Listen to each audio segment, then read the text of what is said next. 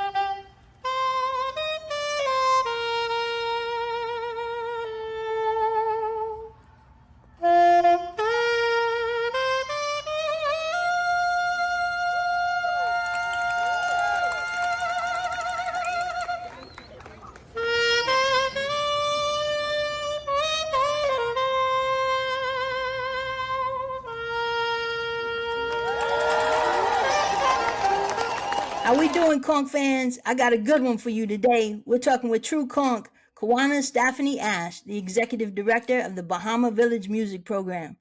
Welcome to the show, Kawana. Well, thank you for having me, Joy. I appreciate being here. Hey, it's a long time coming. I know we've been talking about it for a while, and I know you've got big things coming up with the program. So let's get right into it. Tell me about the Bahama Village Music Program. What's the mission? Mission of Bahama Village Music Program is to provide free music lessons for students ages 6 to 18, because normally they wouldn't have access to these programs. So we do anything from individual lessons on violin, guitar, bass, drums.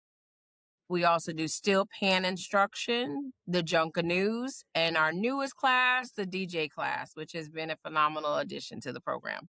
I love that you have programming that goes back and keeps our tradition alive, like the Junkanoos, but you're also current with the DJ. I saw a few videos recently, and I know the kids love that. That'll keep the kids coming back. Absolutely. It was something that I felt like it's necessary. It has always been my personal mission to bridge the gaps between the younger generation and the older generation. So to bring them in our world and make sure that we enter their world and never forget where we came from.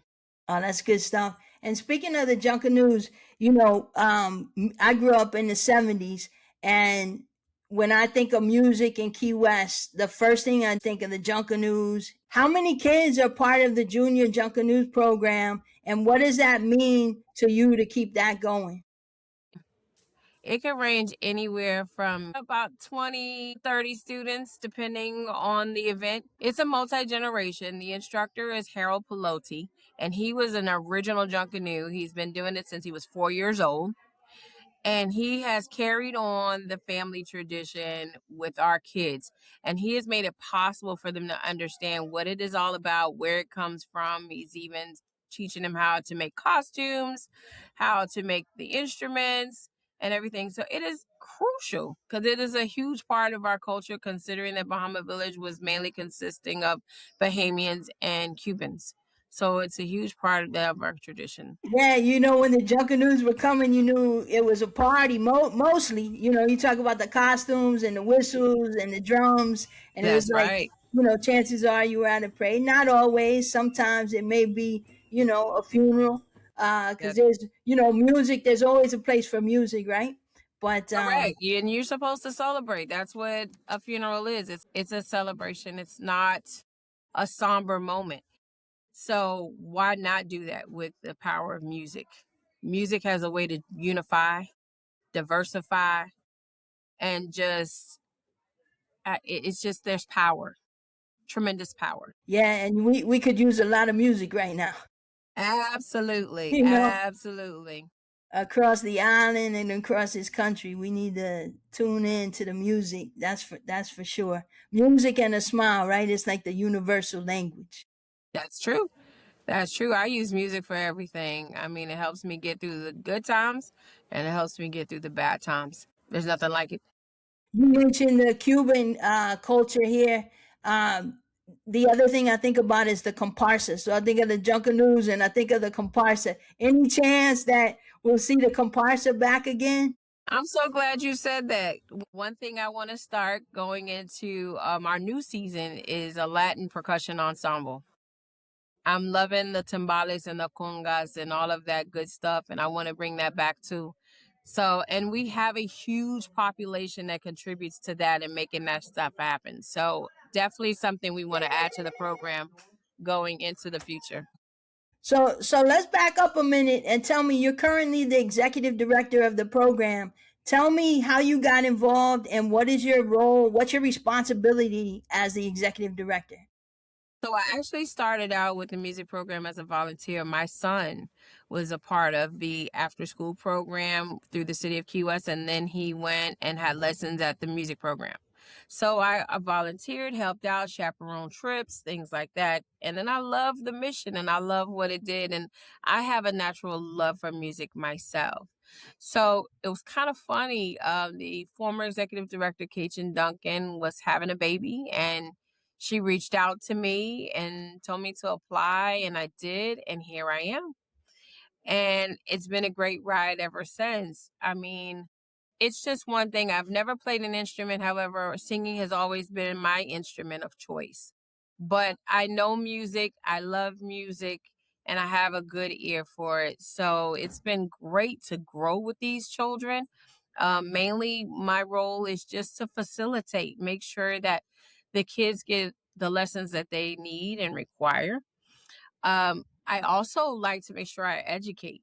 So a lot of times students and that come in and even some of the parents don't realize that there is more than one genre to play and play well. And so it is my job. I take it on as my mission to make sure that we hit everything. So I introduce funk.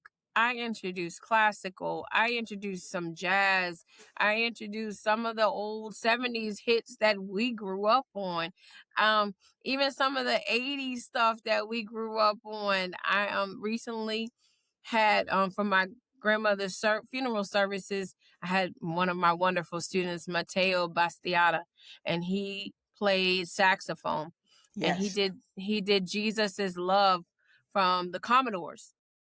Never knew the Commodores. He had no idea what the Commodores were. But when I tell you this child played with his heart and soul, and just from learning a song on Monday, and by Thursday, he had it down pat. So, I mean, and then just him being able to connect with a song that came out in the 70s. And he's he's a baby. He's a baby. Knew nothing about that. So it's just great to see them make those connections and then associate their feelings with some of that stuff from the past. It's awesome to hear. It's awesome to witness. And these kids are genius. They're just sheer genius, all of them. I'm glad you mentioned Matt. I had the opportunity to get to know him over the last few years. He comes out to the baseball games and plays the national anthem. So we all fell in love with him. You talk about some of the highlights of the program. I think it's fair to say that he's one of the shining stars. He surely is. I mean, when we lost Coach Dexter Butler, I wanted to do something special because our kids needed to heal. And so I called him up and I said, listen, we're going to have a candlelight vigil. I think I organized that in an hour's time and had a tremendous outpouring of love out in the front of HOB. And he led, everything that night playing the saxophone.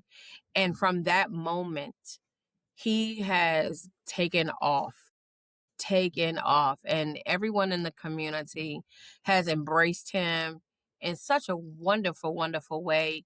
Last year, for the music program, we sent him to Berklee School of Music in Boston, and they got to witness what we get to witness all the time. And I'm losing my baby in August to Berklee School of Music, but I'm happy for him because he has a beautiful gift. A beautiful, beautiful gift. And he has a beautiful spirit. So, I mean, I'm just overjoyed at the things that he's doing and what he's about to do, because he's going to make his mark in the music world for sure. Absolutely, I agree. And we'll all be there cheering for him, that's for sure. Absolutely. So you mentioned him going to the Berklee camp. Talk about some of the fundraisers that you have, because what an opportunity that you provided him to be seen on such a big stage. So talk about some of the fundraising and, some of the events that are coming up, things that you have going on, and where does that money go? So the main fundraiser that we use for Berklee is the Crook Second Line. And the Crook Second Line is always in February, and it's an annual event. And what we do there is celebrate and honor the loved ones that we've lost in a New Orleans tradition second line, but with a Key West twist. And the one thing about that is all the funds that we raise from that event goes towards sending students to the 5-week Berklee School of Music Aspire program.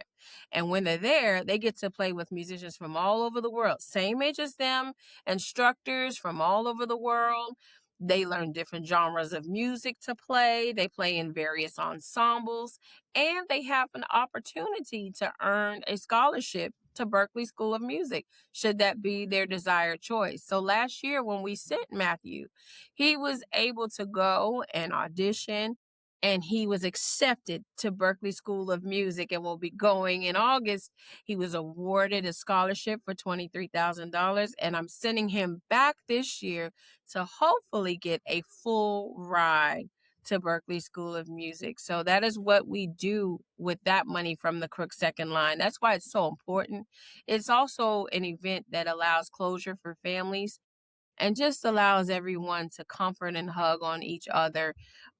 This year, especially, we've gotten some wonderful verdicts in the eyes of the law. And so we're able to celebrate for sure Garrett Hughes and Letitia Else with extra, extra special love and attention, because justice was served on behalf of both of those individuals, and they have been previous honorees. I just love the event. I have a man and or woman who come to me every time and hug me with tears in their eyes, thanking us for the event that we hold and how much it means to them. And people come from all over just to make sure that they're there at the event to celebrate their loved ones. So that is one of our major events that we have every year. And that's February 15th, I believe. February 15th, 2026 this year. I usually try to have it the Sunday before President's Day every year, so that way you can take a day of rest, because it's a long day. It's a long, long day. That's good stuff. And is the community welcome to go out and line the sidewalks? Absolutely. We encourage you to come out and come line the sidewalks and see all of the beautiful honorees, that the photo packers that are being held by the parade goers. And you can see the individuals, you can celebrate, you can feel the love when they walked across. We have a second line band that joins us. It's usually led by Skipper Crippets, but we also have Key West High School students who join in and play. And then we have the junior Junkanoos and the regular Junkanoos on the back. We have a conch train for those who can't walk. So there is no excuse. Come out and celebrate and party with us. And then we usually end at the Green Parrot, at which point we name each honoree. We say their name because it is more important to make sure that not only are they seen, but they are heard. And we usually end that day with singing It's a Wonderful World. And there's a lot of hugs, there's a lot of tears, but there's so much joy. Beautiful. If there is someone who maybe can't go to the event, maybe they're not here in Key West that's watching, maybe they're watching after the event has happened, is there a way that people can contribute to Bahama Village Music Program? Absolutely. They're welcome to, if they want to contribute on behalf of Crooks, they can go to Crooks Second Line KW altogether.com and they can contribute and donate that way.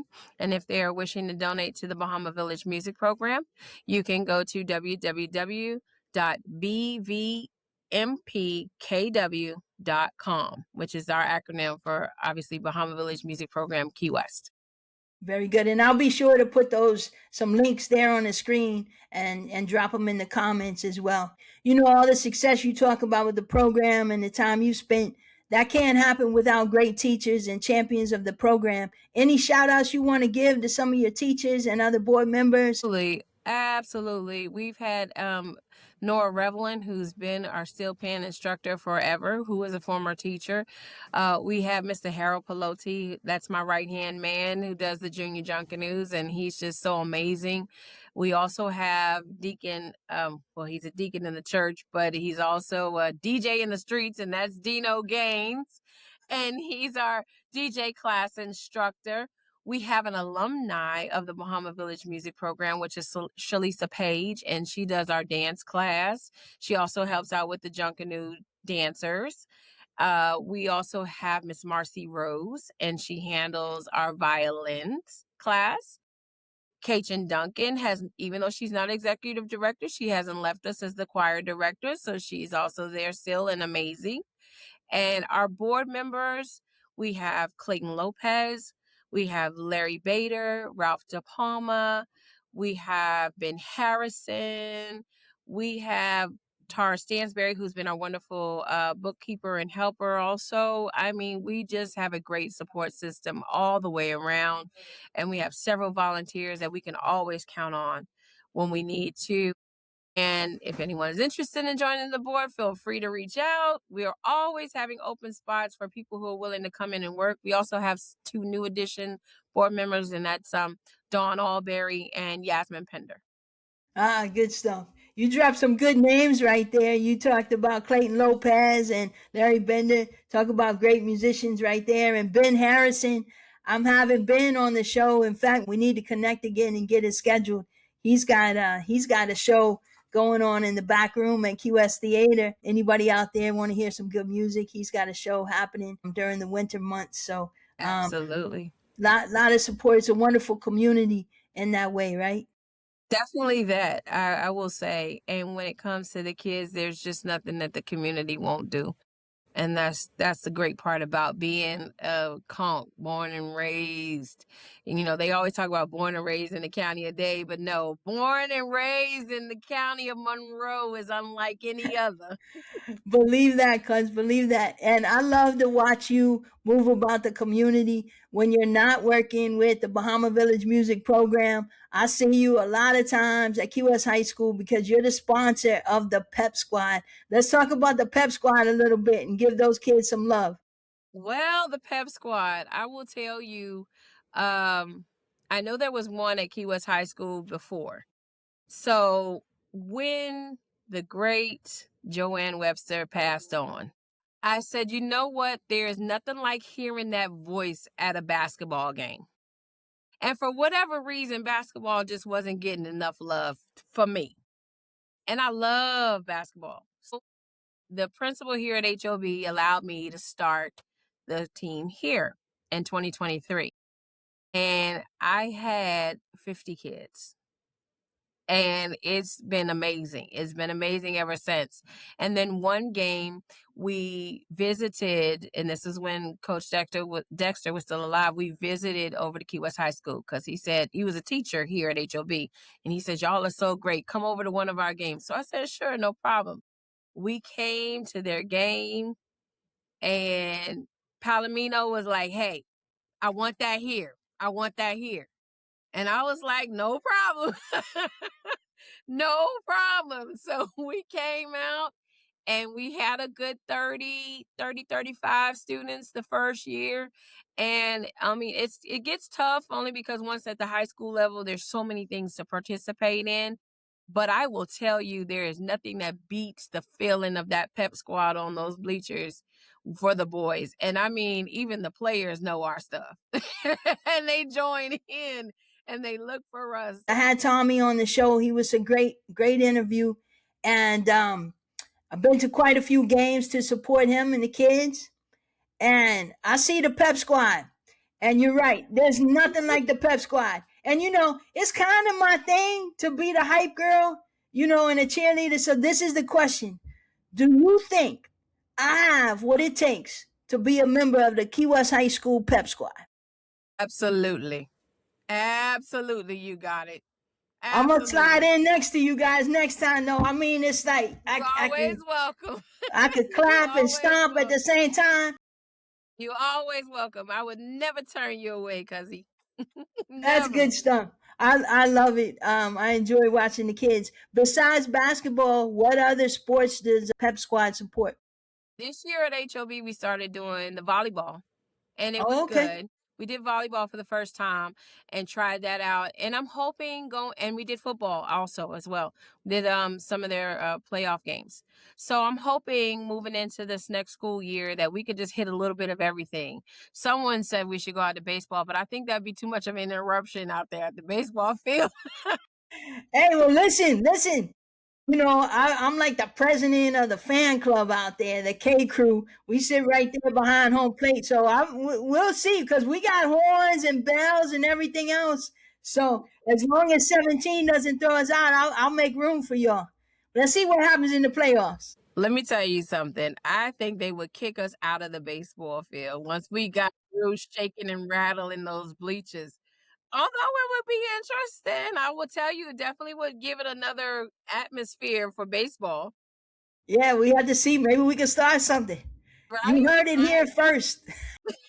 Hey, so you mentioned HOB a couple times.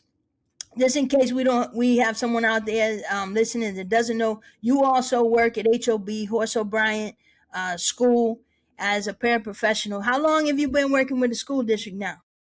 I've been here since 2019. And started off as just a regular para, and now I've worked up to in-school suspension. So Ooh. I'm not always on the favorite persons list of some That's a people. tough crowd. But it's okay. It's okay. I take it in stride because, it's not necessary to rule with an iron fist. It is necessary to be firm, but it is even more necessary to follow that firmness with love, so that they understand that it's coming from a good place. You just want what's best for them. And so I enjoy doing what I do. I really do.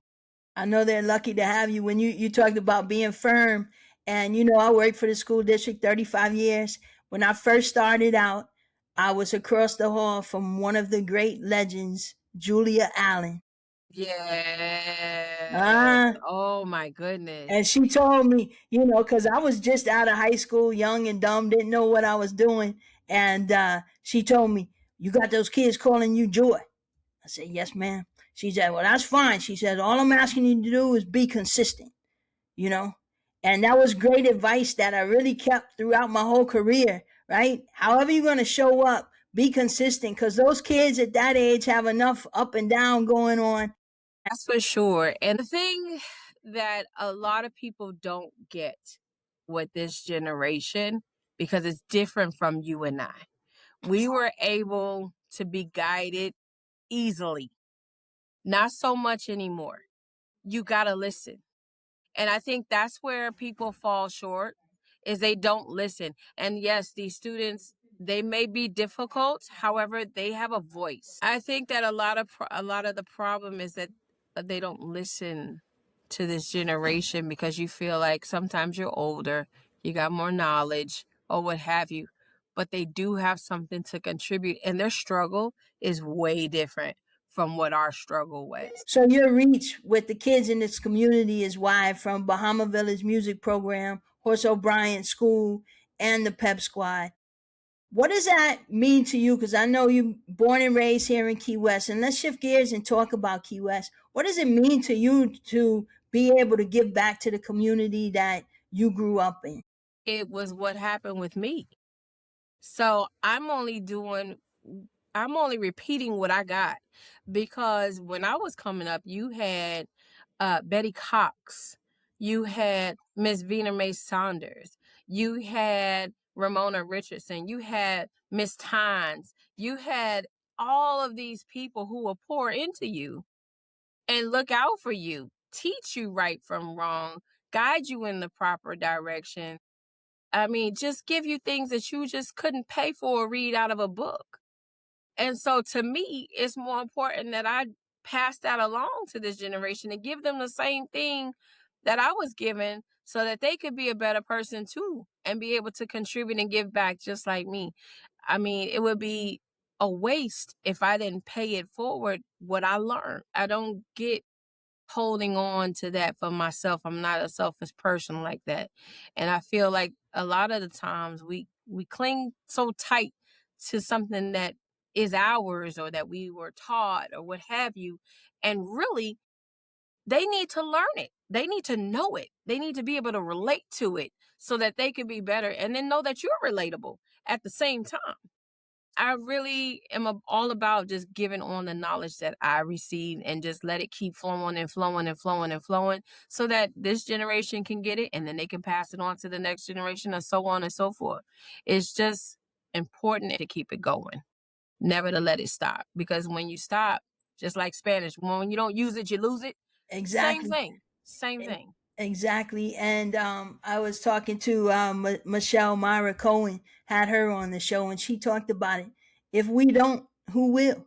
Absolutely. It's our responsibility as this generation of Conchs. Every generation, we have to keep those things alive, right? I mean, look at our island. Look how much is gone away. And all we have are the memories from when you and I were growing up. The things that were here when we were growing up are no longer here.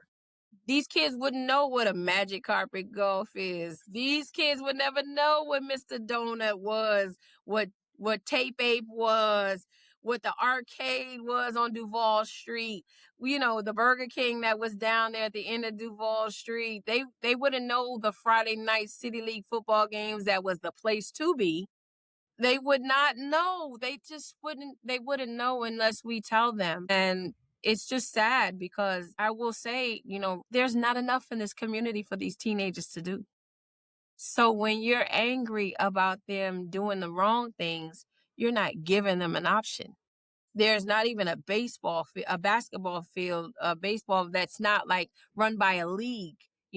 Thank goodness for the PAL League at Douglas Gym. You have that as an outlet. But we used to have a bowling alley. We used to have skating ring. We used to have all those things, go-kart racing. We had things to do. Yeah. We were able to stay busy. And they have none of that now. And so your mind wanders on what you can do to make it better.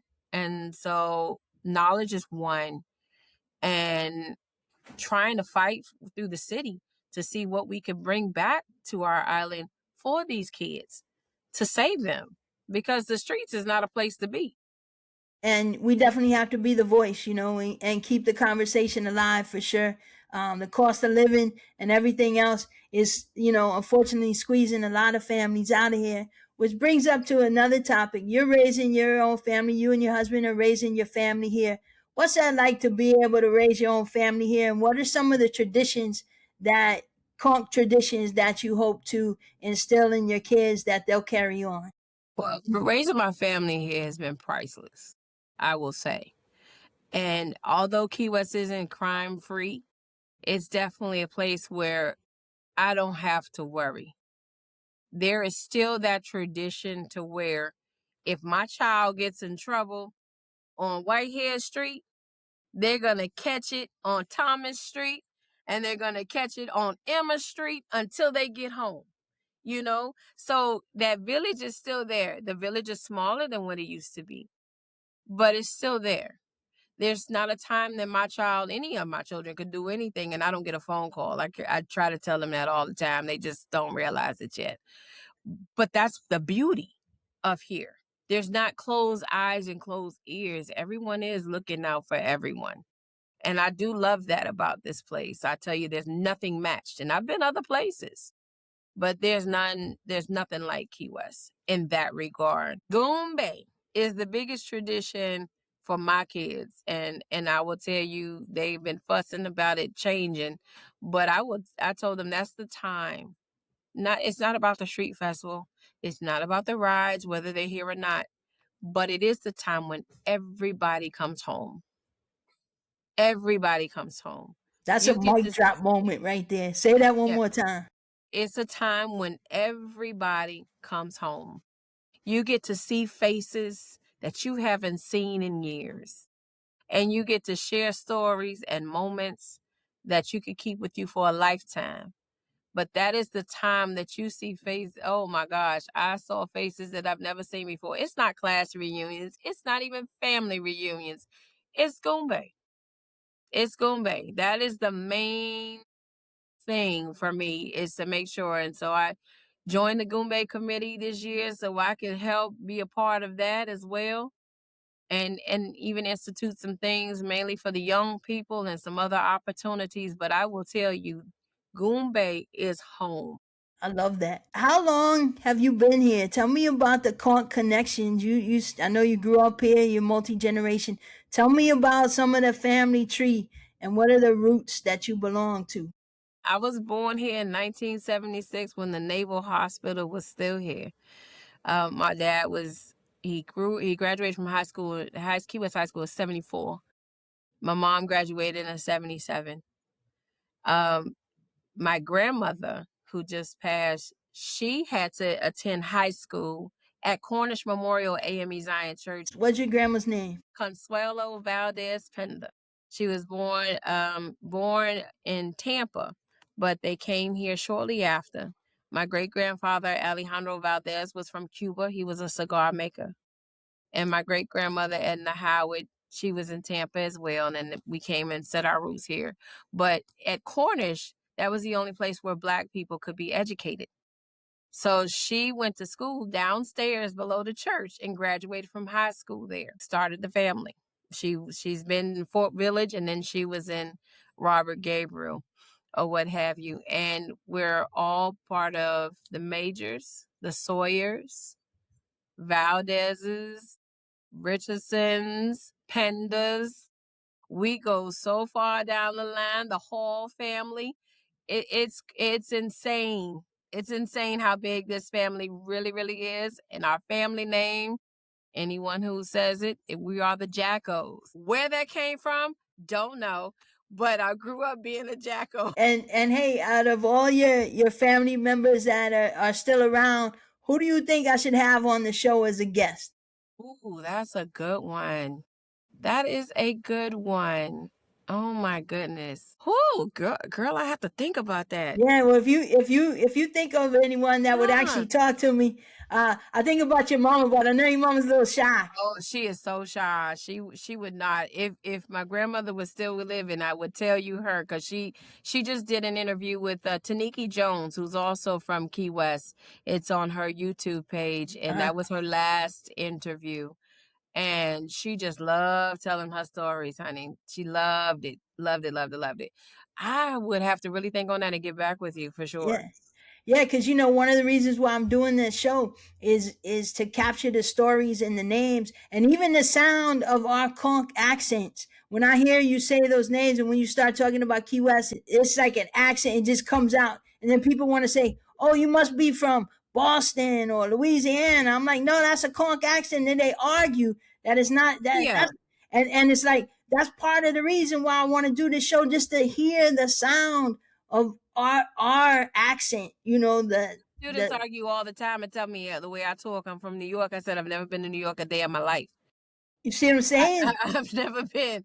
But if it sounds like that, then okay, I guess. But this is how I've always talked all my life, so I don't know. Yes, and certainly we've been influenced, right, from visitors that come down, and this island's always, welcome immigrants and different people. So yeah, probably it's a mosh, a quilt of other accents, but it's our own, and that is starting. Talk about Magic Carpet Golf and the bowling alleys and things like that, leaving even our own accent. The way that we sound, the Key West sound, the Conch sound. Fast Buck Freddy's on Duval Street just to see the displays that was What in there. what a highlight! That was a highlight. Yeah, I used to be in there for hours just looking around. Yeah. Just to see the new displays. And then we still had the Strand when it was the Strand. And we had all the old movie theater. We had so much. It's just so sad for me sometimes to just look at how it's changed.